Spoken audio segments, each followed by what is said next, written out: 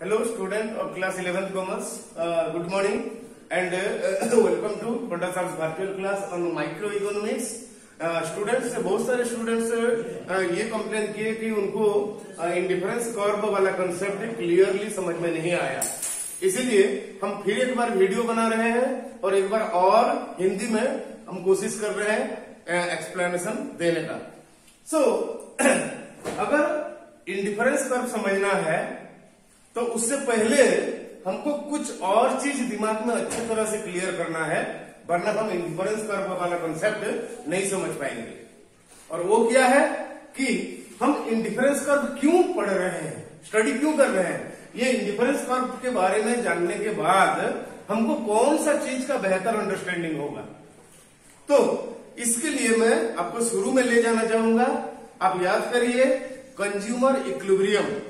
जब एक कंज्यूमर अपना कमाई से कोई चीज खरीदता है तो वो इक्विलिब्रियम कब अटेंड करता है। इक्विलिब्रियम अटेंड करने का मतलब है ऐसे एक स्थिति में पहुंच जाना, ऐसे एक हाल या कंडीशन में पहुंच जाना जहां पर और बदलाव वो कंज्यूमर को नहीं चाहिए, यानी वो सबसे ज्यादा वहां संतुष्टि या सेटिस्फेक्शन पा रहा है।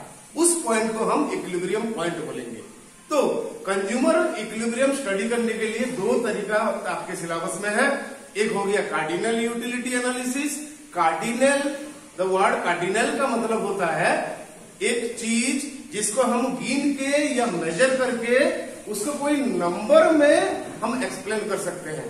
तो खाली नंबर में तो एक्सप्लेन नहीं कर सकते हैं। जैसे मेरा वजन 60 अगर बोलूंगा तो उसका कोई मतलब नहीं निकलता है।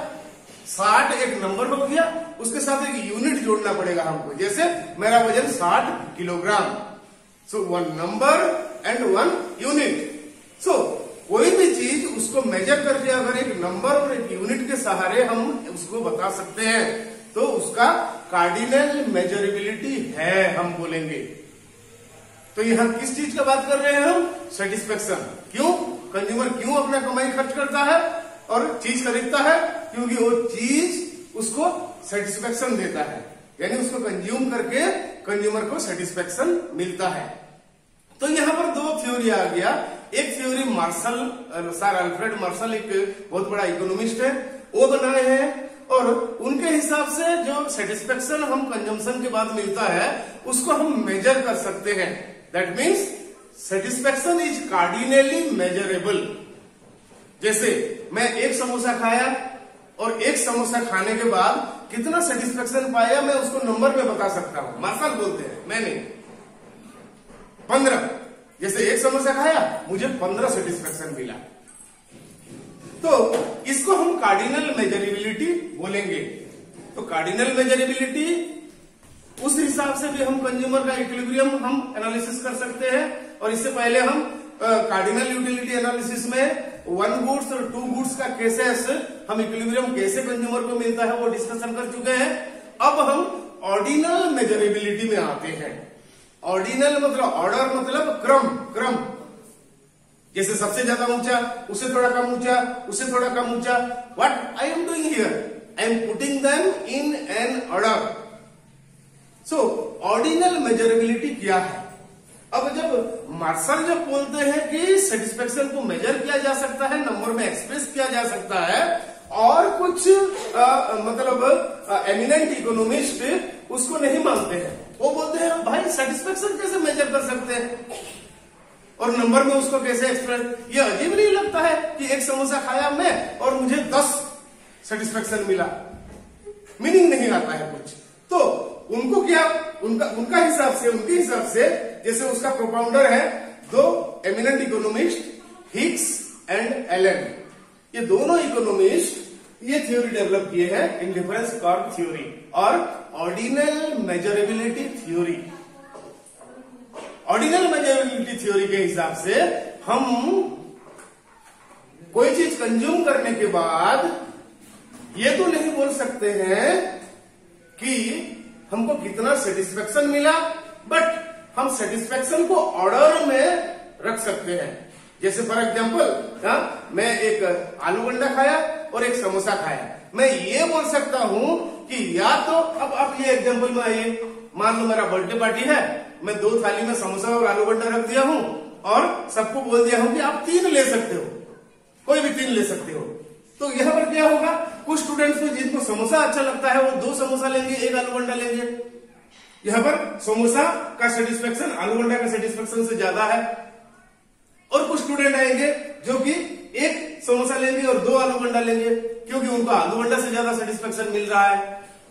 और कुछ ऐसे स्टूडेंट भी होंगे जिनको कोई मतलब नहीं है, 2 आलू बंडा 1 समोसा भी जितना मजा देगा, 1 समोसा और 2 आलू बंडा भी उतना ही मजा देगा। तो यहां पर जो ग्रुप में ये स्टूडेंट आए, यहां पर समोसा का सेटिस्फेक्शन और आलू बंडा का सेटिस्फेक्शन इक्वल है। इसका मतलब है समोसा और आलू बंडे के बीच हमारा कंज्यूमर इंडिफरेंट रहता है। इंडिफरेंट रहता है मतलब ही is neither preferring samosa to aloo bonda नर preferring aloo Banda to samosa.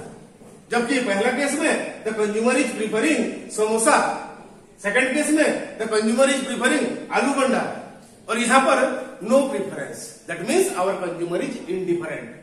ये हो गया हमारा इंडिफरेंस कर्व थ्योरी का जो है बेसिक्स। अब हम इसको और क्लियरली समझने के लिए हम यूटिलिटी एनालिसिस में आ जाएंगे। Law of marginal utility, diminishing marginal utility याद करिए, वो बहुत क्लियर एंड बहुत आसान कंसेप्ट है। Law of diminishing marginal utility के हिसाब से अगर हम कोई भी एक चीज का नंबर हमारे पास बढ़ता जाएगा, जैसे मेरे पास 1 समोसा है, उससे मैं जितना सेटिस्फेक्शन पा रहा हूं, अगर मेरे पास दूसरा समोसा आएगा तो दूसरा समोसा मुझे पहले से कम सेटिस्फेक्शन देगा, क्योंकि मेरे पास समोसा का स्टॉक 2 हो गया अभी।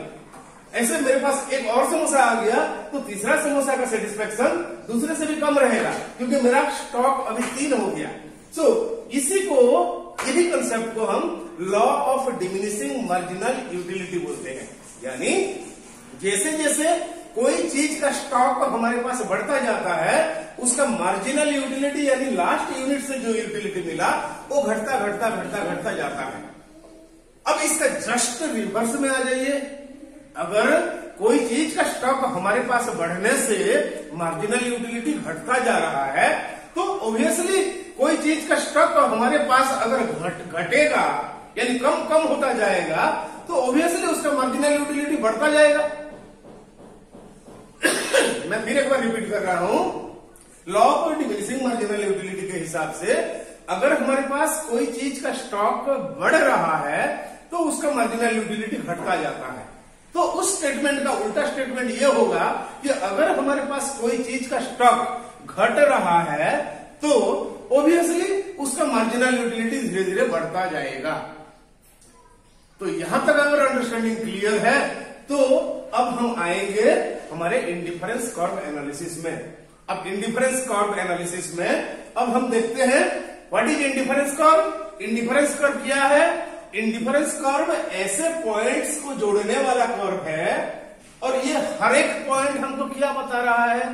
कोई भी पॉइंट हमको x और y का एक कॉम्बिनेशन के बारे में बता रहा है। जैसे 8x और 14y, यहां पर देख सकते हो पॉइंट ए में ये 14y हो गया और ये 1x हो गया। इसका कॉम्बिनेशन पॉइंट ए बता रहा है। अगर दूसरा कॉम्बिनेशन में आ जाएंगे 2x और 10y, ये 2x हो गया और यहां पर हम देखते हैं ये 10y हो गया। तो इसका मतलब क्या है? अब हम इसको और बेहतर समझने के लिए ये मान लेते हैं कि हमारे पास, हमारे कंज्यूमर के पास जो पैसा है वो फिक्स्ड है, और वो फिक्स्ड पैसे से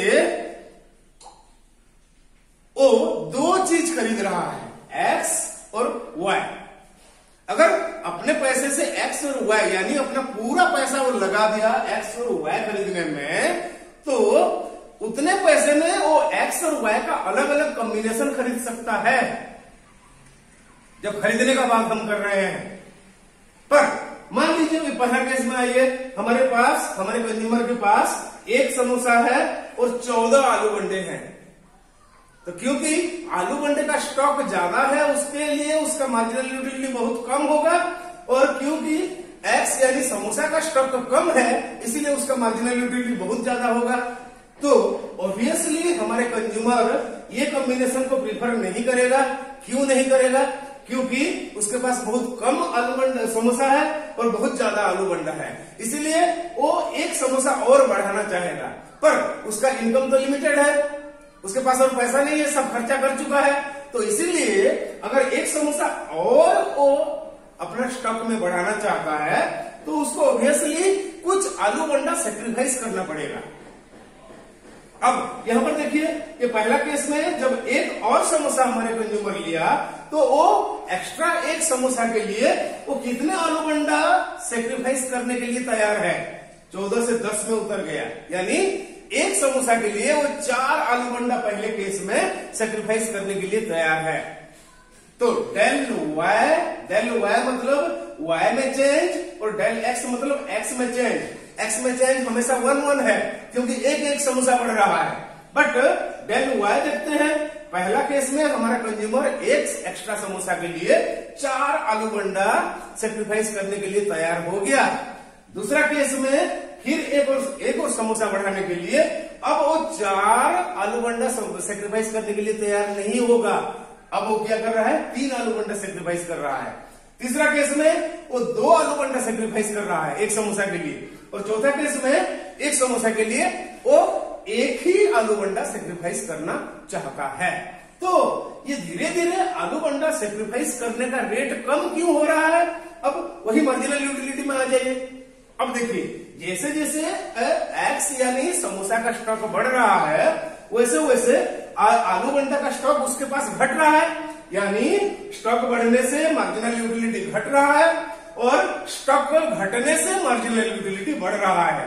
यानी जैसे जैसे उसके पास आलू बंडा कम होता जा रहा है उसके लिए आलू बंडा और ज्यादा मायने या प्यारा होता जा रहा है धीरे धीरे। इसीलिए पहले दफा जब वो एक समोसा के लिए 4 आलू बंडा सेक्रीफाइस किया, दूसरे बार वो 4 करना नहीं चाहेगा क्योंकि अब उसके पास आलू बंडा का स्टॉक घट गया है, यानी उसका मार्जिनल यूटिलिटी बढ़ गया है। और इन द अदर हैंड जहां पर एक्स यानी समोसा का स्टॉक बढ़ गया है यानी उसका मार्जिनल यूटिलिटी घट गया है। तो यहां पर देखिए पॉइंट ए में 1 आलू बंडा और 14 समोसा था। बी में अगर हमारा कंज्यूमर आया तो वो क्या किया? 4 आलू बंडा सेक्रीफाइस कर दिया एक और समोसा के लिए। फिर तीसरा केस में एक और समोसा के लिए अभी वो 3 आलू बंडा सेक्रीफाइस करेगा। फिर एक के लिए अभी 2 सेक्रीफाइस करेगा। फिर एक एक्स बढ़ाने के लिए 1 सेक्रीफाइस करेगा। तो इसको हम del y by del x बोलते हैं, जो कि slope of the indifference curve होता है। और वो हमेशा क्या होता जा रहा है? घटता जा रहा है, घटता जा रहा है, घटता जा रहा है। यानी the del y upon del x धीरे धीरे कम कम कम कम होता जा रहा है। और वही रीजन है कि what is the shape of the IC indifference curve? Indifference curve का शेप है कॉन्वेक्स टू द ओरिजिन, यानी पेड़ ओरिजिन पॉइंट की तरह पिचका हुआ है, कॉन्वेक्स टू द ओरिजिन। और अगर एक curve convex to the origin होता है इसका मतलब वहां del y upon del x क्या होता है? धीरे धीरे घटता जाता है। तो ये हो गया concept of indifference curve. So next video में हम ये कोशिश करेंगे कि ये इंडिफरेंस कर्व में हमारे कंज्यूमर कैसे इक्विलिब्रियम अटेन करता है। उसके लिए आपको बजट लाइन का कॉन्सेप्ट क्लियर होना जरूरी है। अगर हो सके ये वीडियो देखने के बाद आप बजट लाइन थोड़ा पढ़ लेना, तो कल मैं फिर एक बार वीडियो भेज रहा हूं। और अगर आप ये वीडियो देख लिए, अभी मैं फ्री हूं, अगर कोई डाउट होता है तो आप तुरंत मुझे कॉल करिए और डाउट क्लियर करिए। Thank you, have a nice day.